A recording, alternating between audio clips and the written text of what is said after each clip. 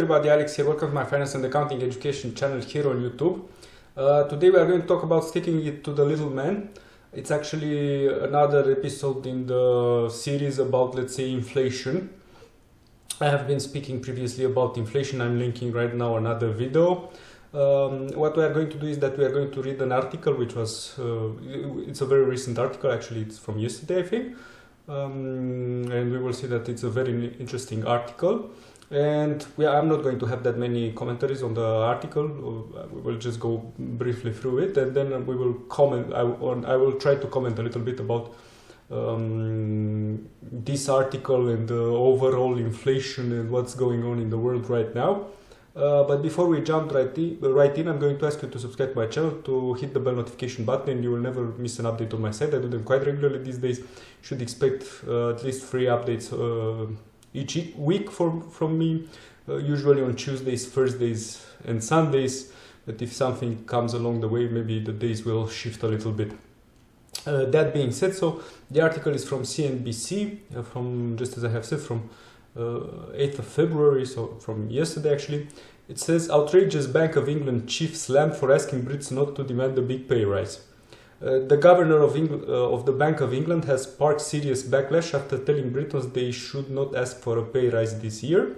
British Prime Minister Boris Johnson and workers' unions have been among those to decry his comments. Yeah, I think Boris Johnson is a little bit... he should not speak about this. Not at all.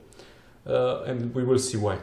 Bailey told the BBC last week that businesses should assert restraint in pay negotiation to help battle 30-year high inflation. The governor of the Bank of England has sparked serious backlash after telling Britons they should not ask for a pay rise this year, even as the country grapples with its greatest cost of living crisis in decades. British Prime Minister Boris Johnson and Workers' Union have been among those to decry Andrew Bailey, who last week said that employees should not pressure their bosses into boosting wages as the economy needs time to recalibrate amid soaring inflation. Speaking to the BBC hours after the central bank imposed back-to-back interest rate hikes, the governor said businesses should assert restraint in paying negotiations to help battle 30-year high inflation.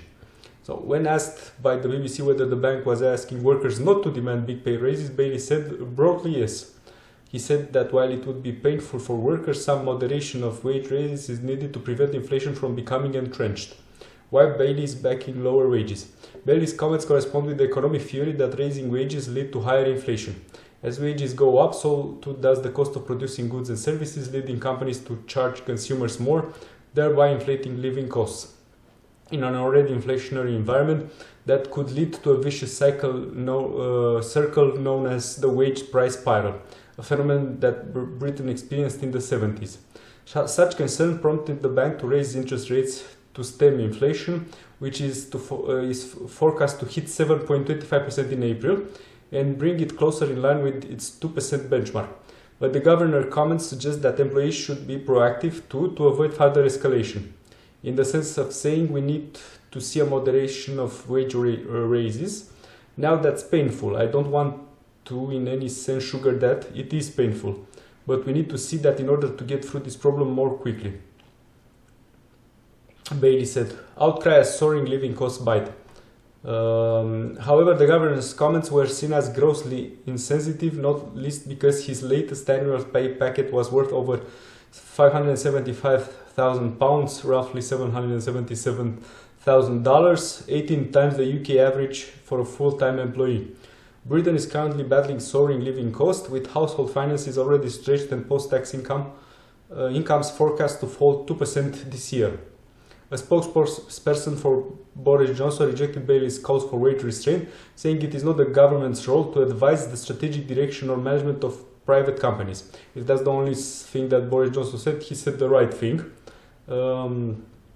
Meanwhile, unions across the country hit out at what they saw as Bailey's tone-deaf comments, telling the hard-working people who carried this country through the pandemic they don't deserve a pay raise is outrageous, said Gary Smith, General Secretary of the Pan-Industry GMB Trade Union. According to Mr. Bailey, carers, NHS workers, refuse collector shop workers and more should just swallow a massive real terms pay cut at the same time as many are having to choose between heating and eating. Now we are not going to have a fully fledged PowerPoint presentation. I've just listed a few ideas that came into my mind, and I want to somehow comment this, let's say, this article. So the inflation spiral is real. So it is a economic phenomenon that can happen. It's real, and I've seen this also in the German language press before. But it's always coming in the press, and now it's, you see the Bank of England chair. It's always about the salaries. You will never hear economists, Miss Lagarde, the Fed chair, or anyone else saying to the businesses that they should no longer increase their prices because they are getting into an inflationary spiral. So it's always the employees that need not ask for salary increases because of the inflation, yeah, which I don't think it's fair. Now, if you have been watching this channel, you know that, for example, I have done also a video about the Gen X, Z and Y actually, so the millennials and Generation Z and their propensity or their temptation to go to the left. I'm making the video right now. Let's just say that these shifts in paradigm and how people think and so on are also driven by what's happening in the society. So make no mistakes about it, people see what's happening around them. And for example, I'm giving you this, I have this 60s and 70s idea that back then there were families, let's say 1 or 2 children, the lady was not working, and only with the job of the man they could have a decent house and a decent car sometimes, and they could put the kids through school and so on and so forth. And nowadays it's almost impossible with 2 salaries in the house. Sometimes the people are working 2 jobs and so on and so forth. It's almost impossible to, you go to Berlin, for example, and you have to pay 70% of your monthly salary for rent only, and so on and so forth. And the idea is, because you might ask yourself, but what happened? Because the economies didn't went in the wrong way. We had always economic growth. How is that possible?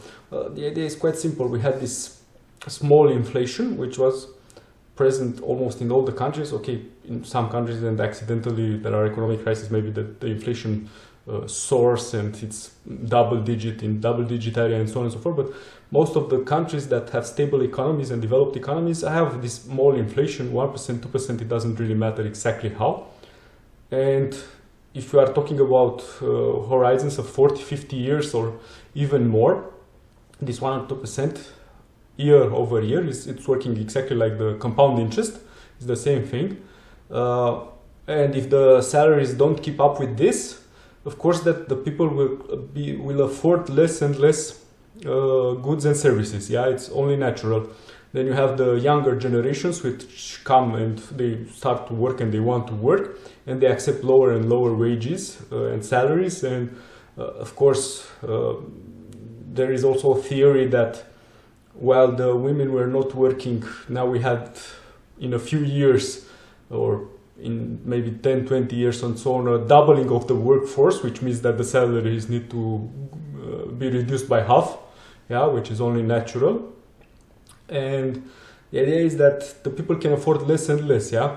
For example, if you take housing, the prices of the houses have increased that much, and you are wondering, okay, if the price is growing, where do the money go? Well, it goes to the manufacturers of materials, it goes to the developers, it goes to the builders, it goes to the agencies. Through any way, it's going in all over the place, but it's not getting to the employees of those companies which I just mentioned, to the providers of material goods and materials for building houses and so on and so forth. So you see, somehow there is a problem in the system. And for example, if we are talking about inflation, and you have the living costs, and nobody is really interested or really, let's say, annoyed by the inflation in assets, in investments, yeah. And we see that the stocks have gained so much in value. The housing as an investment potential, they are also more and more expensive. we have this madness with the cryptocurrencies and NFTs and whatever, and so on and so forth. So everything is more expensive. Also, nobody's, or maybe you can just leave a comment in the comment section if you are being very affected about the luxury goods inflation. If, I don't know, some luxury bag is affecting you, some yacht prices is affecting you because they are more expensive these days.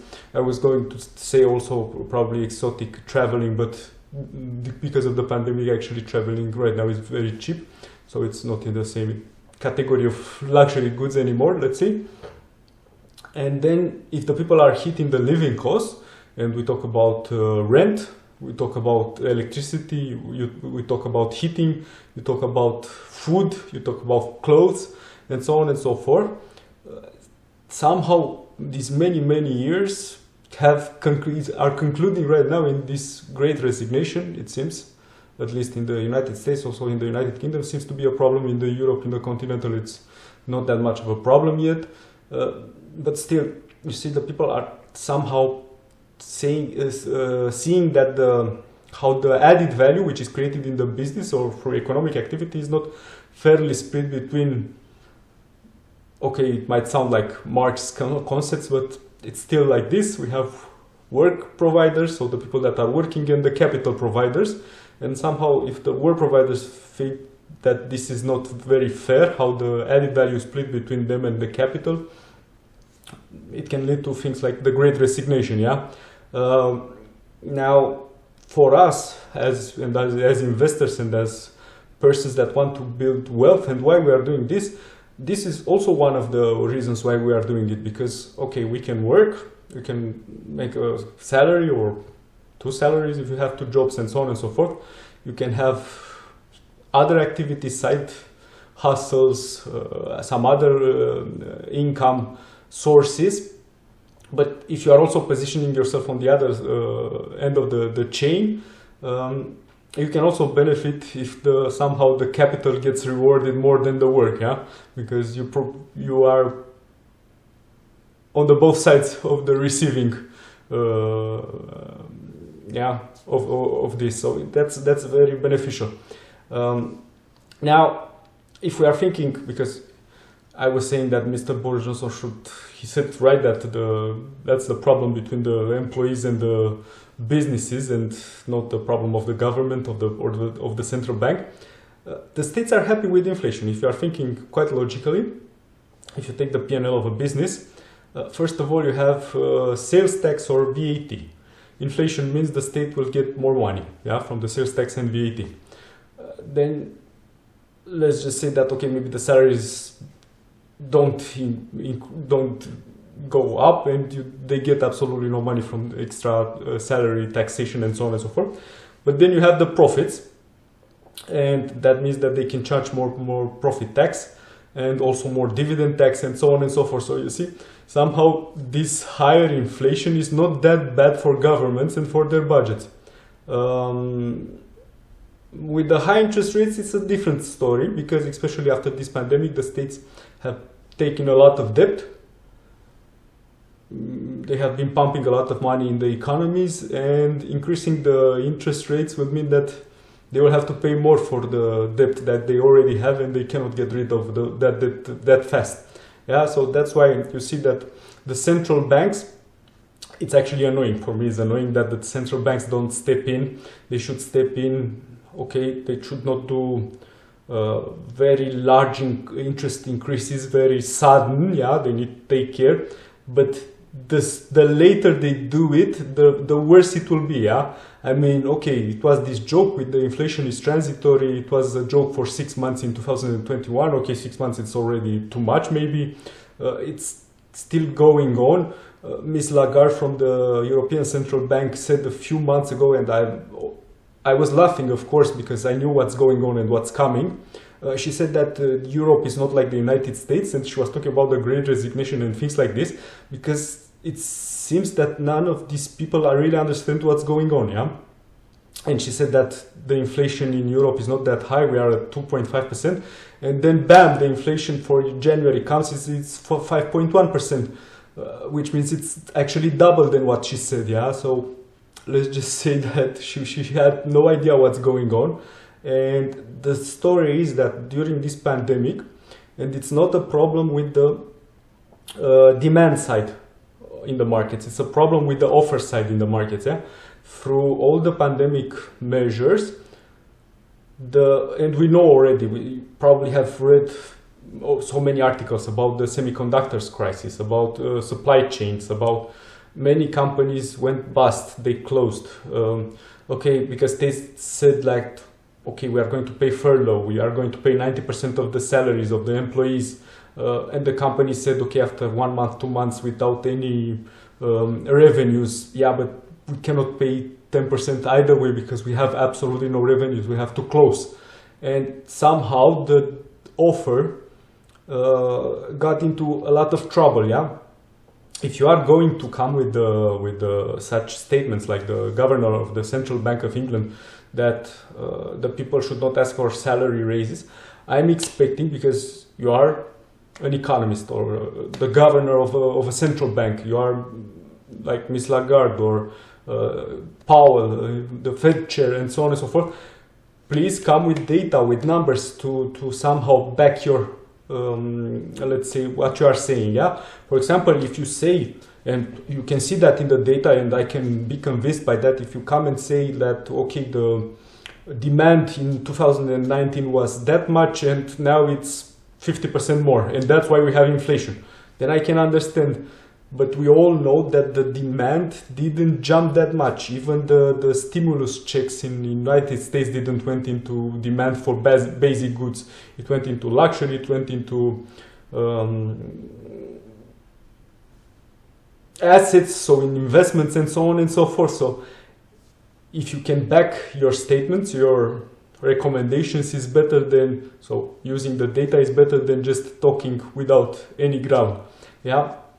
Then there is this story with action and reaction with this spiral. Actually, the employees that are asking for raises are reacting, they are not acting. So it's not them that caused this inflation. Yeah, it's not their fault that the companies have gone busted and that the offer is reduced and there are problems with the supply chains and so on and so forth. And I hear not that much talking about how to solve the offer problems, yeah, and just thinking that the people can, okay, they will withdraw, they will reduce their consumption, and you've seen it that it was a problem, for example, in the United States in the fourth quarter, that actually the retail buyings went down. And you can imagine when you have inflation going up and the sales go down, that means that even with increased prices, the people bought so few goods and services that still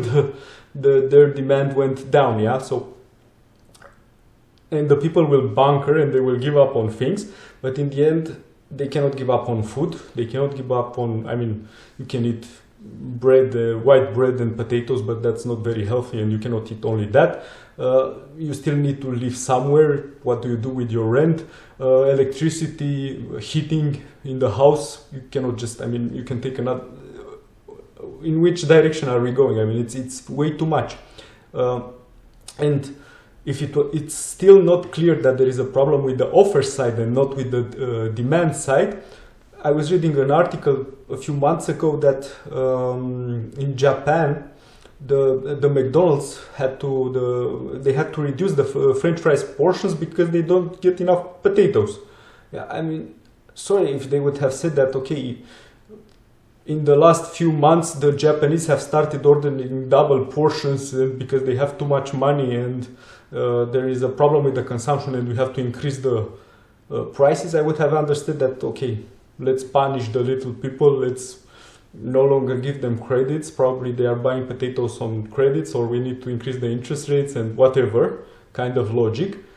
But you see, there is a problem with the offer, yeah, and I don't see any, or not that many steps are taken in order to somehow make this better. And now we see with the pandemic, the states are starting to give up slowly but surely to all these crazy lockdowns, which have hurt a lot the economies.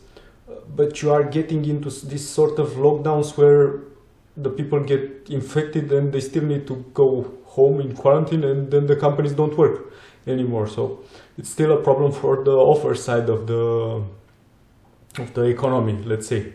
That would be it for today about this inflation and who's actually paying for the inflation. And yeah, well, I can understand this economic phenomenon, and I know it's right and it's correct, and I cannot really agree with sticking it always to the little man and asking always for the population to pay the bills, because it cannot work forever like that. Yeah, somehow the inflation, everything what's going on needs to be split between working capital, and both sides need to feel happy with what's going on. Otherwise you get like so we get phenomena like great resignation or whatever. I don't know what's going to come in the next years. Yeah, if one side of the economic game is not really happy with how much of the added value that side is getting. That would be it for today. If you like this video, please do not forget to hit the like button, to share it with somebody that might be interested, to comment in the comment section. As told you, if you are very much affected that the Prada bags are more expensive these days, you can leave a comment in the comment section. Most importantly, do not forget to subscribe to my channel, to hit the bell notification button, and you will never miss an update. I do them quite regularly these days. You should expect new and hopefully interesting videos from me on Tuesdays, Thursdays and Sundays, at least 3 times a week. The days might vary, but I'm trying to stick to this schedule. Below this video you also have links. You can create an eToro account and trade their CFDs, which are, let's say, mirrors for shares and for other assets, including cryptocurrencies, and you can trade there without a commission or a fee, which is always a saving, because no matter how often you are trading, you are not paying something. So that's yoo-hoo for you. And below that you have also an Amazon wish list with hardware and software items which can help me improve the quality of my videos. That's been very beneficial for you, because you will get better videos on my side. But let's just say that from financial perspective, that is the most inconvenient for you. The easiest way through which you can support me is to subscribe to my channel, and of course to never miss another update. I hope you find my videos educating and quite interesting. Once again, my name is Alex Petrescu. This is my finance and accounting education channel, and I look forward to presenting to you with the next opportunity. Goodbye.